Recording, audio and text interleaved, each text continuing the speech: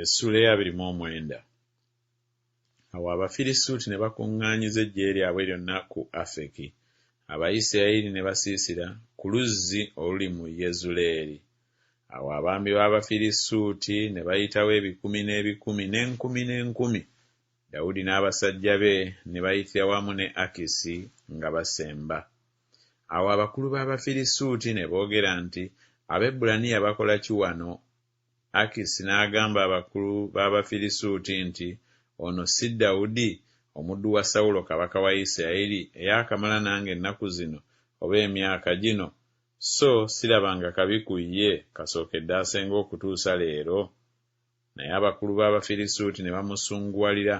Abakulu b'Abafirisuuti ne bamugamba nti, muzzeeyo omusajja oyo addeyo mu kifo kye kye bamulagira, aleme okuserengetera awamu naffe mu lutalo, aleme okufuuka omulabe waffe mu lutalo, kubanga olusajja luno lwandyetabaganyizza naki ne mukama we. Si na mitwe gy'abasajja bano?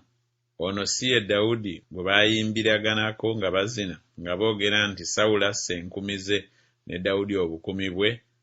Awo Akisi n'ayita Dawudi n'amugamba nti, Mukama nga bw'ali omulamu, wabanga mugolokofu n'okufuluma kwo n'okuyingira awamu nange mu ggye kulungi mu maaso gange, kubanga sirabanga kabi ku ggwe okuva ku lunaku lwe wajja gye ndi ne leero.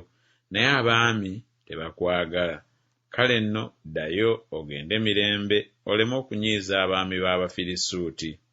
Dawudi n'agamba Akisi nti, naye nkoze ki oba kiki ky'olabye ku muddu wo ebiro byonna bye nnaakamala nga ndi mu maaso go okutuusa leero, ekindobera okugenda ne nnwana n'abalabe ba mukama wange kabaka? Akisi n'addamu n'agamba Dawudi nti, mmanyi ng'oli mulungi mu maaso gange nga malayika wa Katonda. Naye abaami b'Abafirisuuti boogedde nti, tajja kwambuka naffe mu lutalo. Kale nno golokoka enkya mu makya wamu n'abaddu ba mukama wo abajja naawe. Awo amangu ago nga mugolokose enkya mu makya, obudde nga bukedde, mugende.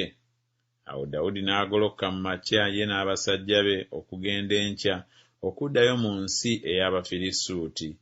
Abafirisuuti ne bambuka e Yezuleeri.